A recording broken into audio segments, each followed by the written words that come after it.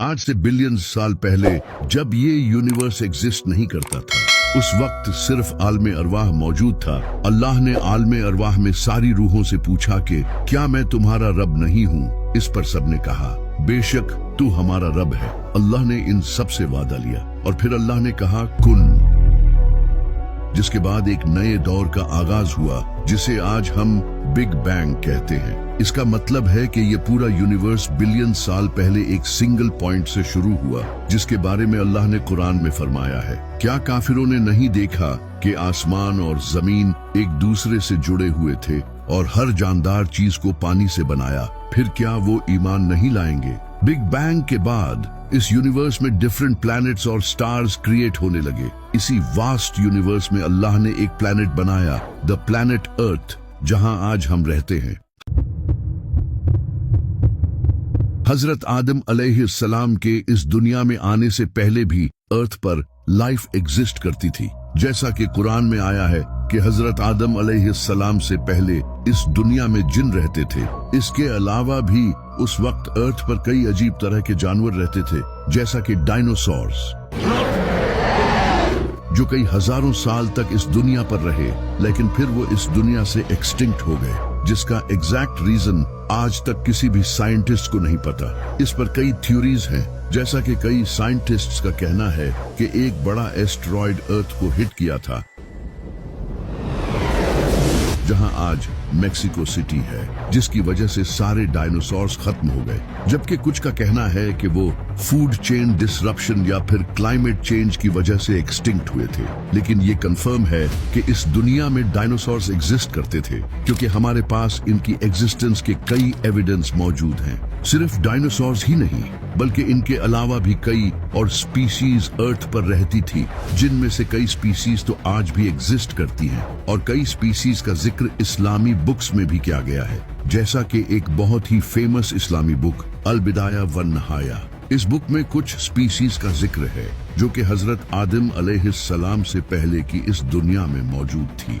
लेकिन इस सब के बाद एक दिन अल्लाह ने मिट्टी से एक इंसान बनाया और फरिश्तों से कहा कि मैं इसे जमीन पर अपना खलीफा बनाऊंगा। तो फरिश्तों ने कहा, ए अल्लाह, क्या तू ऐसे इंसान को जमीन पर भेजने वाला है जो वहां खून और फसाद फैलाएगा? तो अल्लाह ने कहा, जो मैं जानता हूँ वो तुम नहीं जानते। इसके बाद अल्लाह ने आदम में अपने अंदर से रूह डाली और फिर फरिश्तों से कहा कि इसके आगे सजदे में गिर पड़ो। ये सुनते ही सारे फरिश्ते आदम अलैहिस्सलाम के सामने सजदे में गिर पड़े।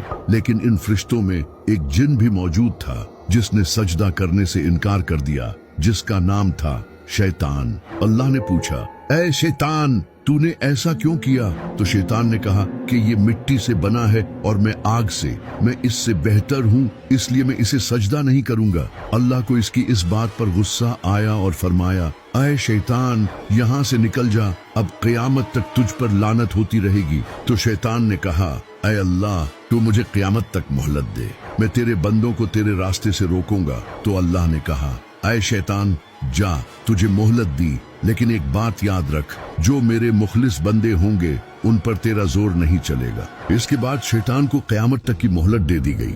शैतान के सजदे से इनकार के बाद अल्लाह ने हजरत आदम अलैहिस्सलाम और अम्मा हव्वा को जन्नत में छोड़ दिया और कहा कि जो चाहो खाओ, लेकिन एक बात याद रखना, इस दरख्त के पास भी मत जाना। लेकिन शैतान तो शैतान था, इसने इन्हें वर्गला दिया और कहा कि ये ऐसा दरख्त है कि अगर तुम इसका फल खा लो तो तुम फरिश्ते बन जाओगे और हमेशा के लिए जिंदा रहोगे। जिसके बाद हजरत आदम और अम्मा हव्वा ने उस दरख्त का फल खा लिया और फिर इनके कपड़े उतर गए और वो पत्तों से अपने जिस्मों को छुपाने लगे। अल्लाह ने इनसे कहा, क्या मैंने तुम्हें ऐसा करने से मना नहीं किया था? तो हजरत आदम और अम्मा हव्वा ने गिड़गिड़ा कर माफी मांगी। अल्लाह ने फरमाया, अब यहाँ से निकल जाओ। इसके बाद क़यामत तक के लिए इंसानियत का इम्तिहान शुरू हुआ, जिसकी वजह से आज हम सब इस इम्तिहान में आ चुके हैं। इसी से रिलेटेड बुखारी में एक हदीस है जिसमें हजरत मूसा और हजरत आदम अलैहिस्सलाम के दरमियान एक बार छोटा सा आर्गुमेंट होता है। हजरत मूसा अलैहिस्सलाम ने हजरत आदम अलैहिस्सलाम से कहा, तुम्हारी उस गलती की वजह से आज हम सब लोग इस इम्तिहान में आ चुके हैं जिस पर हजरत आदम अलैहिस्सलाम ने कहा, मूसा तुम वो नबी हो जिसने अल्लाह से डायरेक्ट बात की है, तुम मुझे ऐसी चीज के लिए ब्लेम क्यों कर रहे हो जिसे अल्लाह ने मुझे बनाने से पहले ही मेरी किस्मत में लिख दिया। तुम वो नबी हो जिसने अल्लाह से डायरेक्ट बात की है, तुम मुझे ऐसी चीज के लिए ब्लेम क्यों कर रहे हो जिसे अल्लाह ने मुझे बनाने से पहले ही मेरी किस्मत में लिख दिया था। यानी कि उनका वो सेब खाना पहले से लिखा था और आज वही सेब हम सबके फोन्स के पीछे है, iPhones. This is iPhone XS. आज से कई साल पहले जब एप्पल कंपनी शुरू हुई थी तो उस वक्त इनका लोगो ऐसा था जो कि न्यूटन की एप्पल स्टोरी को रिप्रेजेंट करता था और यहाँ ये एप्पल पूरा था। इसके बाद इसे चेंज कर दिया गया जो कि आज भी एप्पल का यही लोगो है। इस पर एक कॉन्स्पिरेसी थियरी है कि ये एप्पल का लोगो हजरत आदम अलैहिस्सलाम का खाया हुआ वही एप्पल है जो कि शैतान की करवाई हुई उस गलती की याद दिलाता है। इसी पर एक अमेरिकन रैपर पिटबुल जो कि बहुत ही फेमस रैपर है, इसने एक पॉडकास्ट में इसी थियरी को रिवील किया था। Check it out. Out of the Bible, one of the most famous stories is what? Is Adam and Eve. What did Eve bite? The apple? She bit the apple. Look at the logo on your phones. इसी वजह से pitbull आज भी blackberry का phone use करता है जो कि काफी आउटडेटेड है।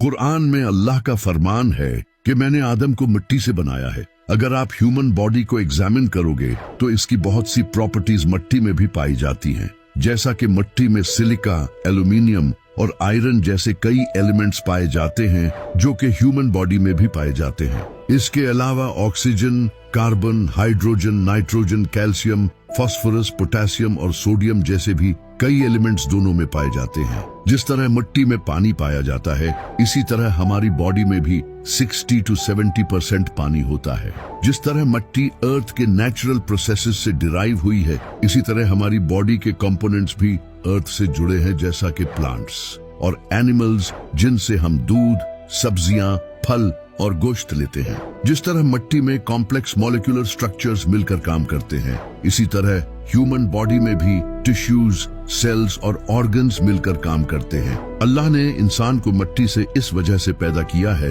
कि जिस तरह मिट्टी जमीन से जुड़ी रहती है और इंसानों और जानवरों को फल और सब्जियां देती है, इसी तरह इंसान भी गरूर से हटकर लोगों के साथ अच्छाई करे। लेकिन यहाँ सबसे बड़ा मसला है थियरी ऑफ इवोल्यूशन। अब ये क्या है? 1859 चार्ल्स डार्विन ने अपनी एक बुक में थियरी ऑफ इवोल्यूशन को इंट्रोड्यूस किया। इस थियरी से डार्विन ने ये बताने की कोशिश की कि हम इंसान एवोल्यूशन के थ्रू चिंपैंजी से इंसान बने हैं, क्योंकि हमारा 99% डीएनए चिंपैंजी से सिमिलर है, जिससे ये पता चलता है कि हम इंसान आज से बिलियन साल पहले चिंपैंजी थे। लेकिन वक्त के साथ साथ इवोल्यूशन होता गया और हम इंसानों की बॉडी में चेंजेस आने लगे और हम वक्त के साथ समझदार होते गए। डार्विन की ये थियरी इसके बाद पूरी दुनिया में फेमस हो गई और आज ऑलमोस्ट पूरी साइंस इस थियरी को सच मानती है, क्योंकि इसके कई साइंटिफिक एविडेंसेस मौजूद हैं। लेकिन कई साइंटिस्ट्स इस थियरी को रिजेक्ट भी करते हैं।